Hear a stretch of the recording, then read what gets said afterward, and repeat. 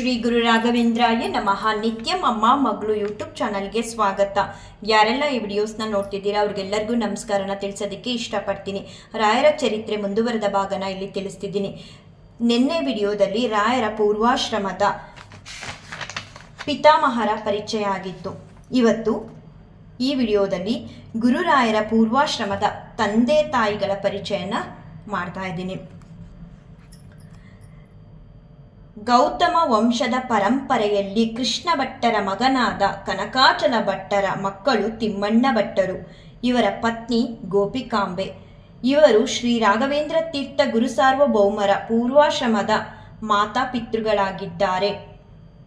ತಿಮ್ಮಣ್ಣ ಭಟ್ಟರು ತಿರುಪತಿ ಶ್ರೀನಿವಾಸ ದೇವರ ಪರಮ ಭಕ್ತರು, ಆಧ್ಯಾತ್ಮಶಾಸ್ತ್ರದಲ್ಲಿ ನಿರಂತರ ಆಸಕ್ತರು.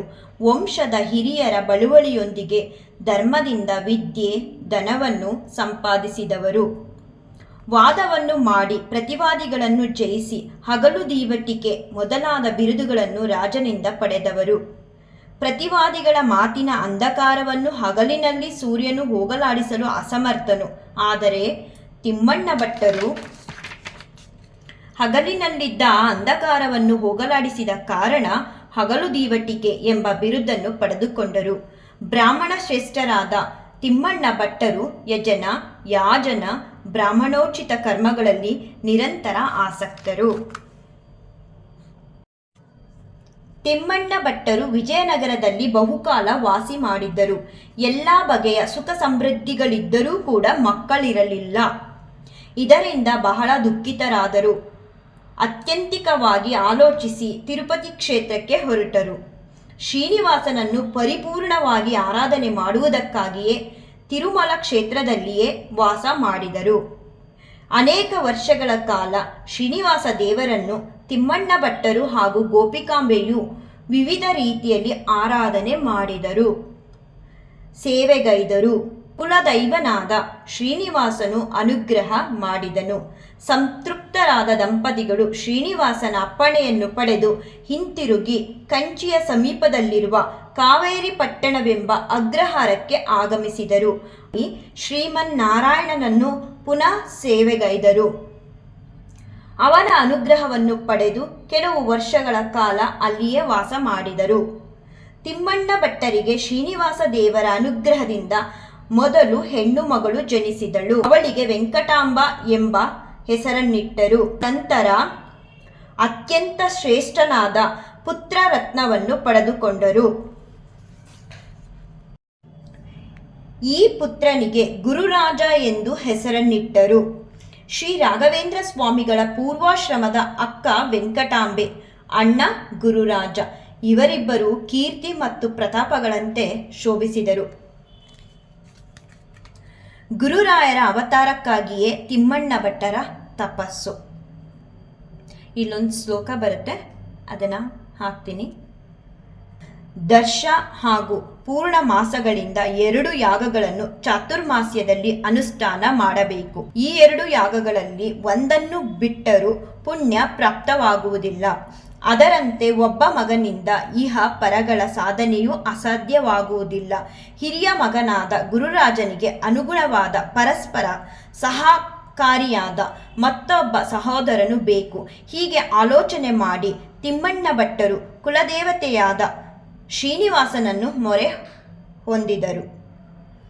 ಮತ್ತೊಬ್ಬ ಮಗನಿಗಾಗಿ ವಿವಿಧ ರೀತಿಯಲ್ಲಿ ತಪಸ್ಸನ್ನು ಆಚರಿಸಿದರು, ಕಠಿಣ ಸೇವೆಯನ್ನು ಮಾಡಿದರು.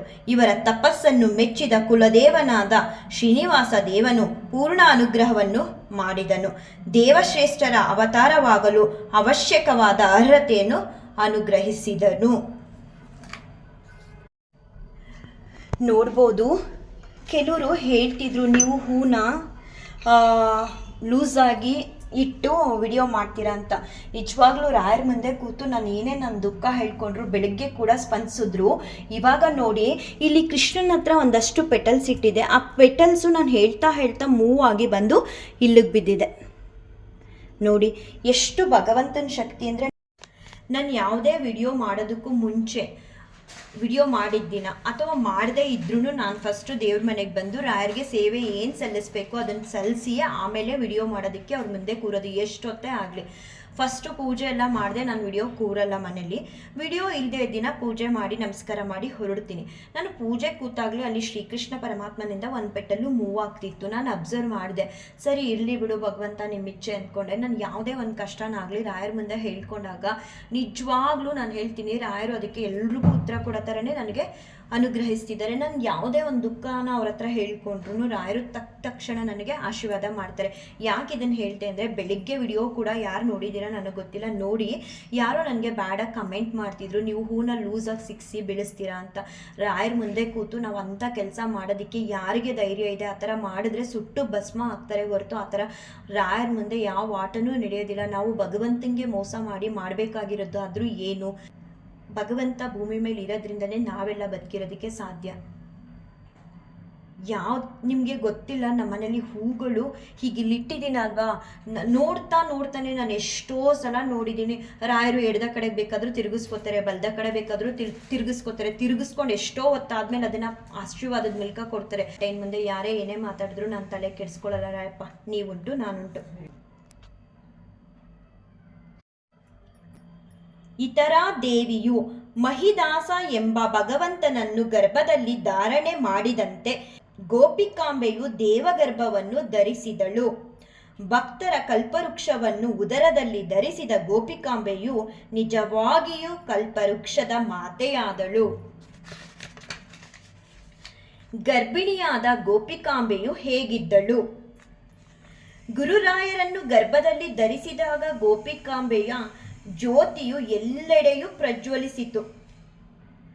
ಜಗದ್ದೋದ್ಧಾರಕನಾದ ಚೇತನನನ್ನು ಧರಿಸಿದ್ದರಿಂದ ಅಪಾರ ಶೋಭೆಯು ಉಂಟಾಯಿತು.